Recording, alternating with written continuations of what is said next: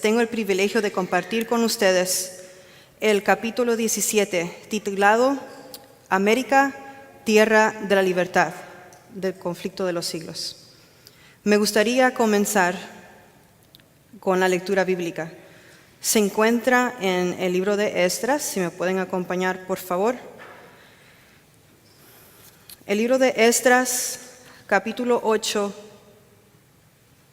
versículo 21.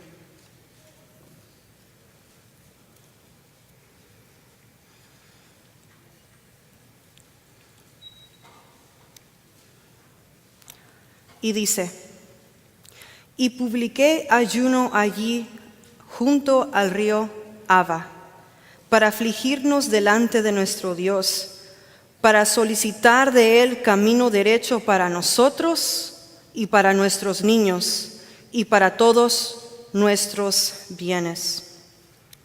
Hermanos, este fue el versículo que el pastor Juan Robinson usó para abrir esa ceremonia solemne donde él iba a animar a todos los miembros que estaban a punto de abordar el Mayflower, el barco que los iba a llevar a una tierra donde ellos podían adorar a Dios libremente.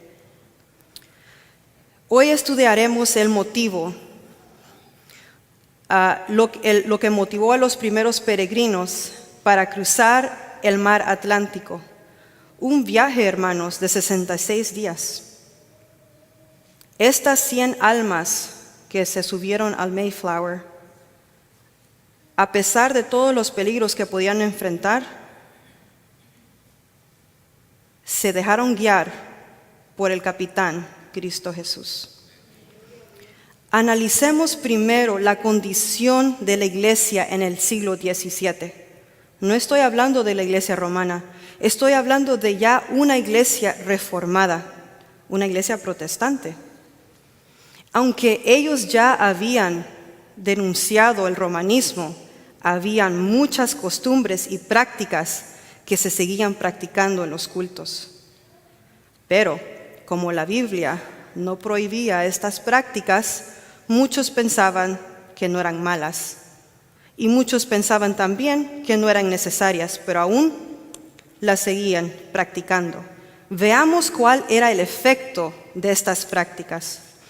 Por la observancia de estas prácticas se hacía menos notable la diferencia que separaba a Roma a las iglesias reformadas.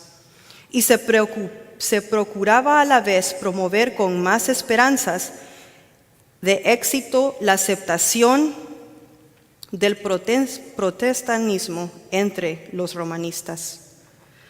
Aquí vemos con esta cita, hermanos, que no había mucha diferencia entre las iglesias romanas y las iglesias protestantes o reformadas. Pero, ¿cómo lo justificaban? Pues en el pensamiento de ellos era: si el culto se parece y es similar al de ellos, donde tiene costumbres y rituales ceremoniales a los cuales ellos están acostumbrados, entonces de esta manera nosotros podemos evangelizar a todos los hermanos y alcanzar más almas de las cuales están perdidas en las iglesias romanas. Pero la comisión de Cristo no fue esa. Él dijo: enseñadle lo que yo os he mandado. Amén. No dijo: enséñale las doctrinas de los hombres. No podemos ser excepción y tenemos que ser celosos con la palabra de Cristo. Pero hermanos, siempre hay un grupo pequeño que desea ardientemente adorar a Dios con pureza y sencillez. Este grupo pequeño que deseaba purificar la iglesia fueron llamados los puritanos. Ellos, hermanos, consideraban las idolatrías y las ceremonias como un monumento de la idolatría y el romanismo. Y ellos no se podían unir a dicha iglesia en conciencia, porque sabían que no era correcto. Pero no habían opciones. Por ley era requerido asistir, si no, la pena era encarcelamiento, destierro o a veces la muerte. El monarca, el rey James I, decretó y declaró a los puritanos: ¿se conforman o están desterrados de este país? Hermanos, ¿saben un dato curioso de este rey? Este rey fue el mismo que aceptó o autorizó que la Biblia fuera traducida a la lengua inglesa en 1611. Gran contraste. Acechados, perseguidos, apresados, no esperaban mejores días para lo porvenir, y muchos se convencieron de que para los que deseaban servir a Dios, según el dictado de la conciencia, Inglaterra había dejado de ser un lugar habitable. ¿Cuándo es que nosotros vamos a desear dejar nuestra vida cómoda, nuestras casas, nuestros buenos trabajos, nuestro carro, y buscar un lugar donde nosotros nos podemos preparar y consagrar para prepararnos con Dios? Es un deseo por el cual nosotros tenemos que orar y pedirle la guianza a Dios. Entonces, hermanos, después de saber que ya no eran bienvenidos en Inglaterra, decidieron refugiarse en Holanda.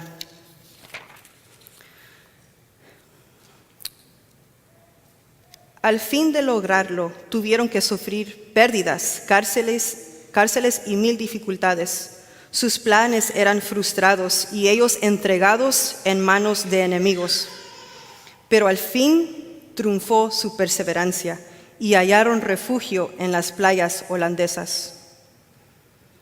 Para ellos fue difícil, dejaron bienes, casas, vivieron entre gente de costumbres diferentes, la lengua holandesa era algo diferente. Hombres que habían crecido labrando la tierra se vieron la necesidad de aprender el oficio de la mecánica. Pero aunque ellos sufrían pobrezas muy grandes, ellos animosamente buscaban a Dios, no se quejaban y le daban gracias. Aunque estos hermanos vivían dificultades, el amor y fe crecía y no olvidaban las promesas de Dios y constantemente eran sostenidos por los ángeles. Jóvenes, niños, adultos, ¿qué es lo que tu corazón anhela? ¿Qué es lo que en este momento tú quieres más? Tenemos que pedir el Espíritu para vivir según Él, para de esa manera nosotros poder apartarnos del deseo de la carne. Veamos el deseo de los peregrinos.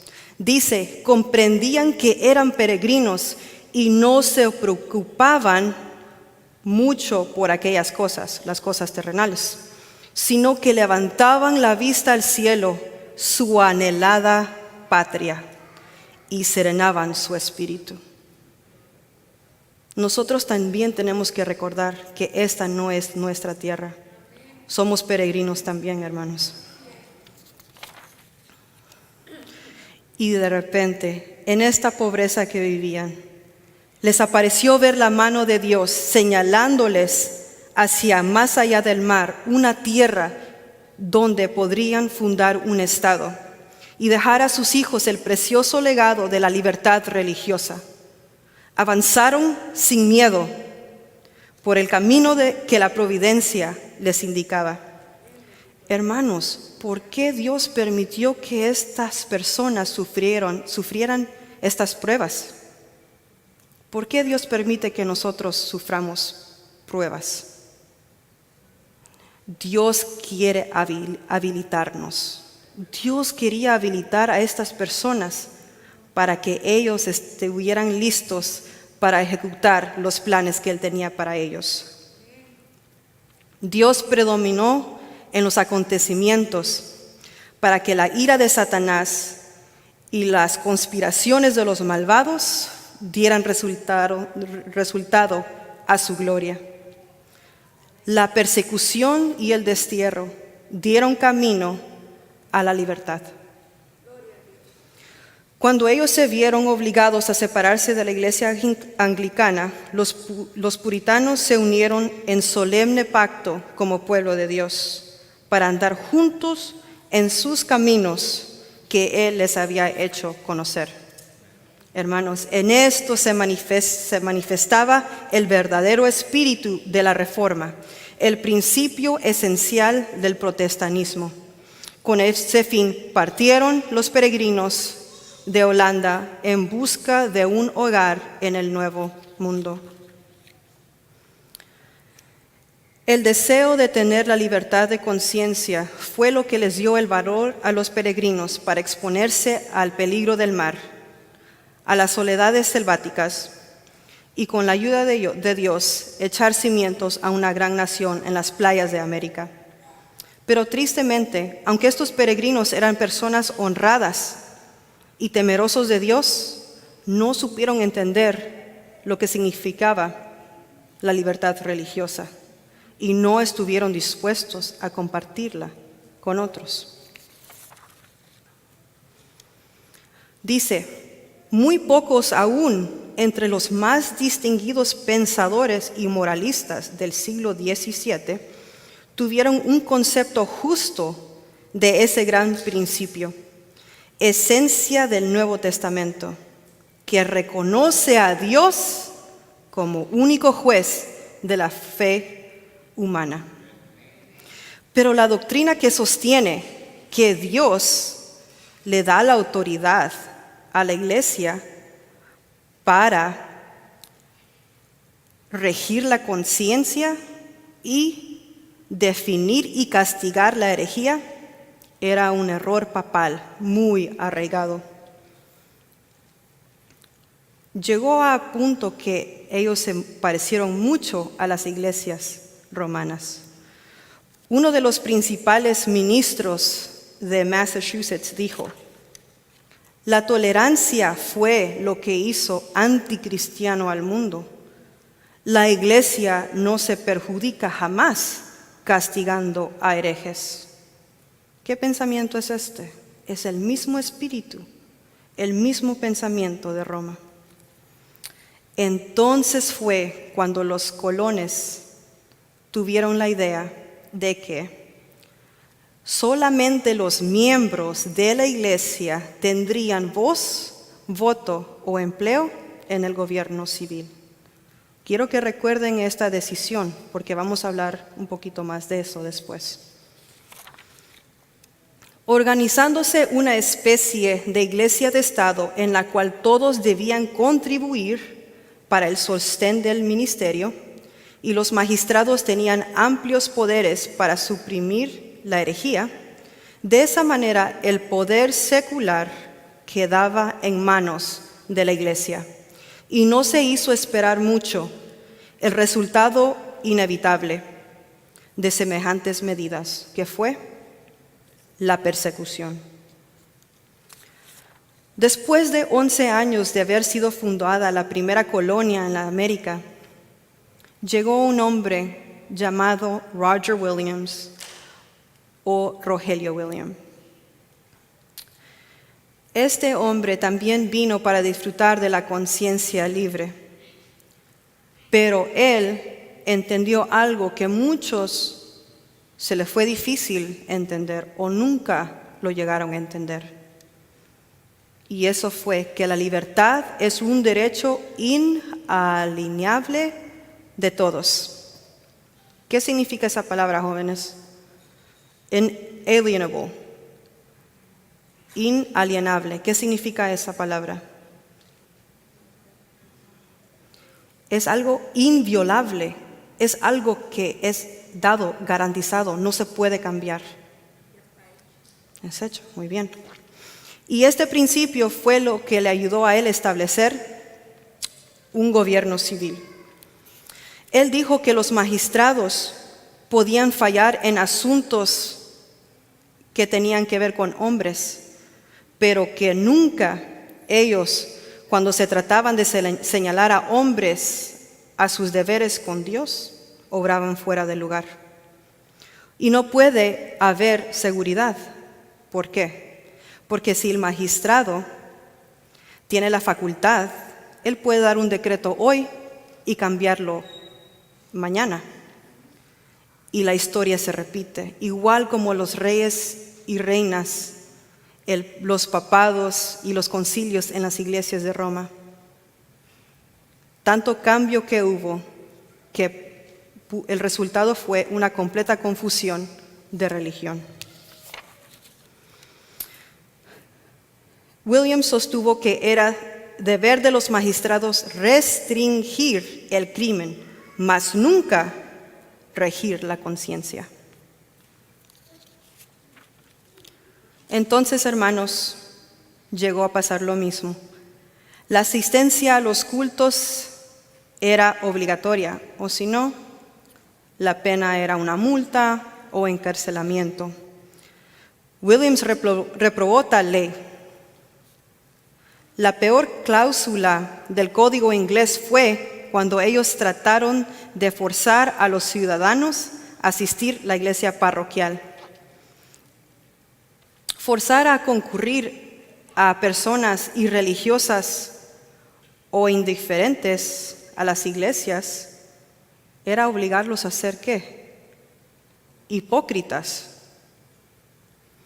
Ninguno, decía él, debe ser obligado a practicar un culto o sostener algo contra su consentimiento. Y al decir estas palabras, los antagonistas se espantaban y no estaban de acuerdo. Aunque Williams era querido y respetado como ministro fiel, sus ideas sobre los principios de la libertad religiosa no fueron toleradas y entonces fue sentenciado al destierro. Williams huyó en el medio del crudo invierno y vagó por 14 semanas, pero él decía: los cuervos me alimentaban y los huecos de los árboles me servían como albergue. Hasta que él llegó a refugiarse con la tribu de los indios. Allí con ellos, él se ganó el afecto y el respeto de ellos y alegremente que compartió el Evangelio. Después de varios meses, llegó a las orillas de la bahía de Narragansett y allí él echó cimientos al primer estado en los tiempos modernos que reconoció con plenitud la palabra de libertad religiosa. El principio fundamental de la colonia de Roger Williams era que cada hombre debía tener libertad para adorar a Dios. Amén. Dice de Rhode Island, porque es el estado que él fundó. Su pequeño estado, Rhode Island, vino a ser un lugar de refugio para los oprimidos y siguió creciendo y prosperando hasta que su principio fundamental, la libertad civil y religiosa, llegó a ser la piedra angular de la República Americana de los Estados Unidos. Hermanos, ¿qué celebración nacional acaba de ser observada en los Estados Unidos? La independencia, que fue el 4. Eso fue hace 243 años que fue ratificada la Declaración de Independencia. Veamos cómo empieza. Dice: sostenemos como evidentes estas verdades, a saber que todos los hombres han sido creados iguales, que han sido investidos por un Creador con ciertos derechos inalienables, que entre estos están la vida, la libertad y la búsqueda de la felicidad. Es un buen cimiento, hermanos. Este es un buen comienzo a una nación ¿Están de acuerdo? 13 años después fue ratificada la Constitución. La Constitución de los Estados Unidos, un documento congresional. Las primeras 10 enmiendas son llamadas The Bill of Rights y comienzan así. No se exigirá examen alguno religioso como calificación para obtener un puesto público de confianza en los Estados Unidos. El Congreso no dictará leyes para establecer una religión ni para estorbar el libre ejercicio de ella. Eso es lo que dice la Constitución. Y nunca va a ser violada, ¿verdad? No, hermanos, sabemos que van a haber cambios. Aquí vemos, hermanos, la completa separación del Estado y la Iglesia. América estaba destinado a ser una gran nación. Mire de lo que dice acerca de los que lo formularon. Los que formularon la Constitución reconocieron el principio eterno de que la relación del hombre con Dios se halla por sobre la legislación humana y que los derechos de la conciencia son inalienables. ¿A quién hay que obedecer ante el hombre? Es lo que dice. Eso es un principio tremendo, hermanos. Y hermanos, este fue el sentimiento que sostuvo a los mártires por medio de tormentos y llamas, porque ellos reconocieron el deber para su Dios, que sobrepasaba cualquier decreto humano y que ninguna autoridad podía ser ejercida sobre sus conciencias. Es un principio innato que nada puede desarraigar. Hermanos, cuando se circuló las noticias en los países de Europa que había una tierra donde podías disfrutar de tu trabajo, de los productos de tu trabajo, y a la vez obedecer las convicciones de tu conciencia, millares se alistaron para venir al Nuevo Mundo. Especialmente por una ley que hubo donde ellos decían que ellos daban la bienvenida y ayuda a cualquier cristiano de cualquier nacionalidad que pudiera cruzar el mar Atlántico. Ellos lo apoyarían. Es un bonito principio. Pero qué gran cambio ha dado los Estados Unidos. Ustedes escucharon las noticias que dio mi hermana. Qué gran cambio.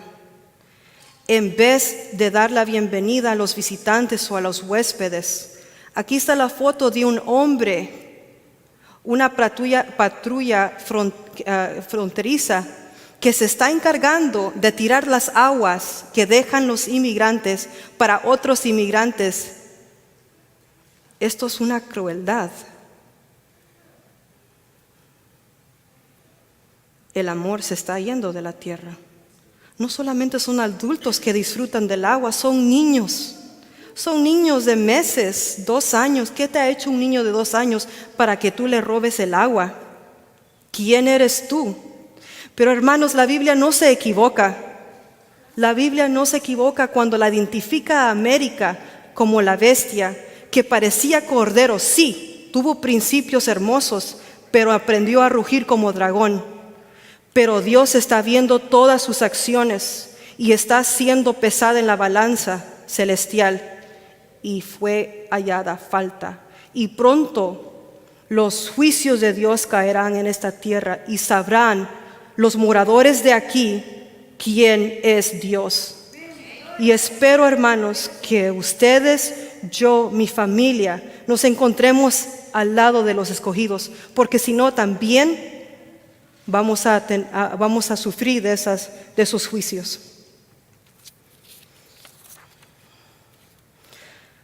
¿Cuál es la base de tu hogar?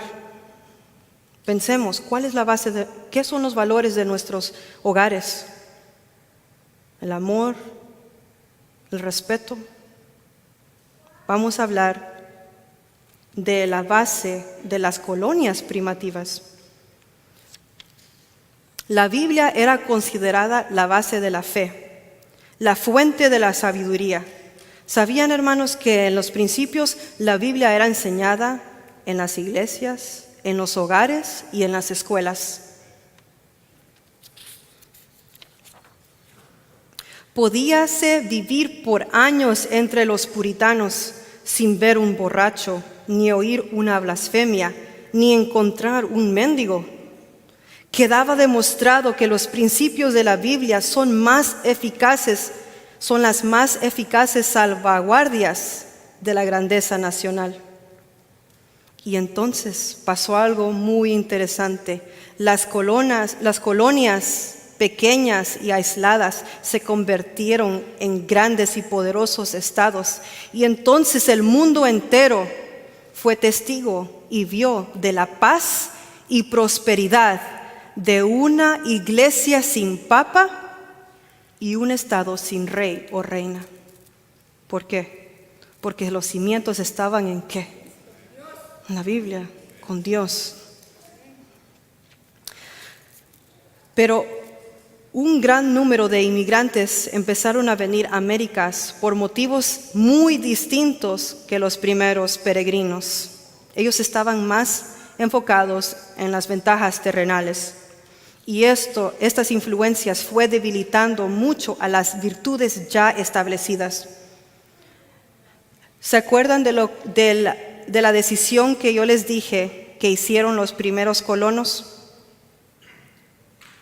acerca de la iglesia? ¿Qué fue la decisión que ellos tomaron?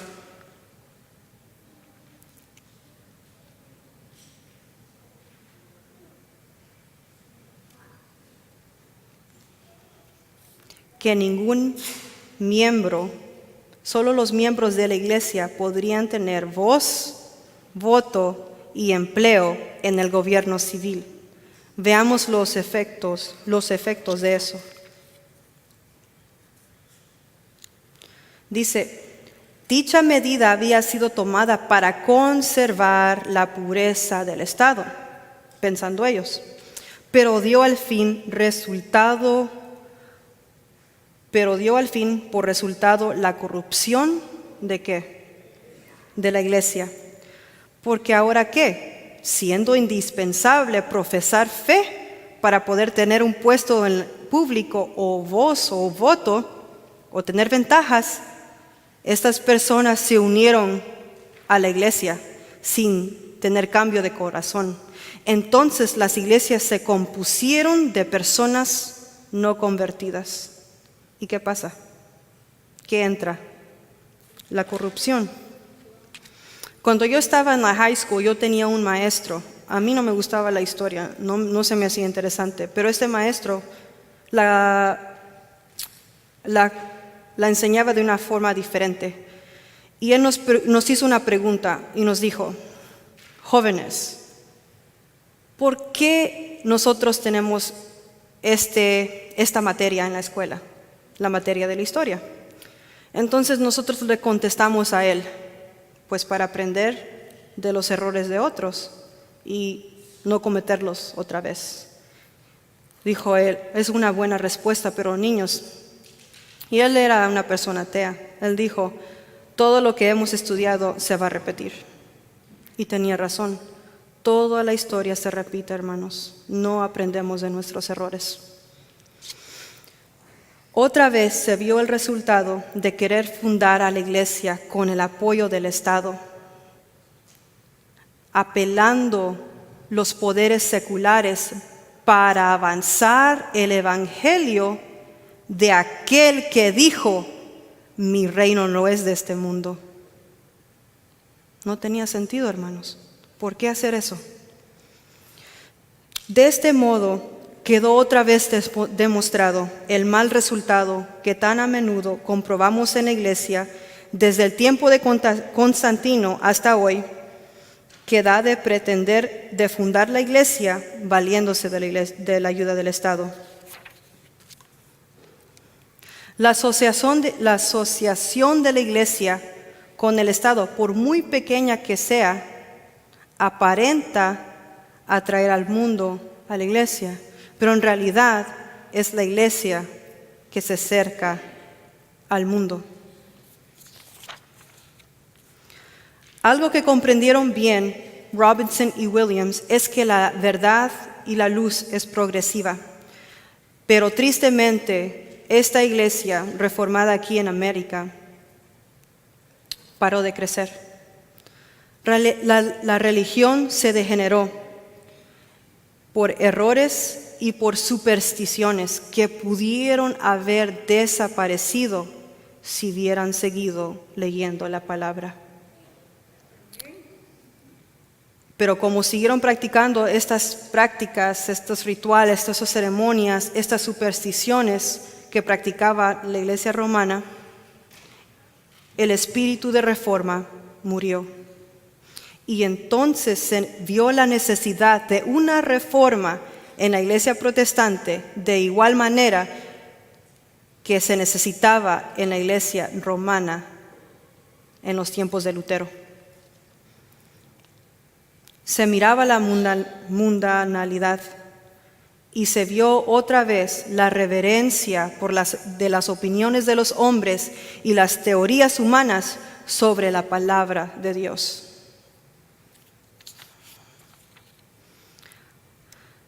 Satanás no pudo quitarle la palabra al pueblo de Dios.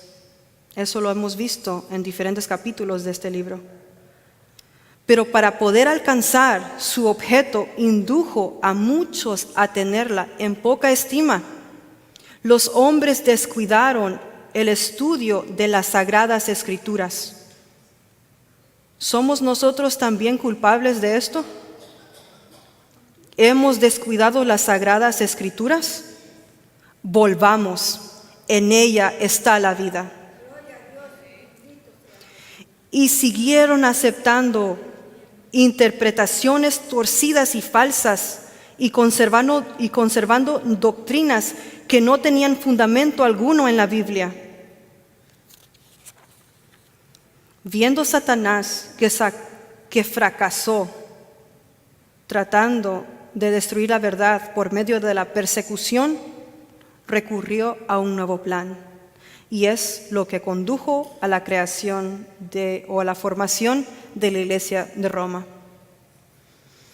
Él había inducido a que los cristianos se aliasen, no con paganos, sino con otros cristianos que tenían tanto amor por las cosas del mundo, que en realidad eran igual de idólatras como las personas que se adoraban a las imágenes.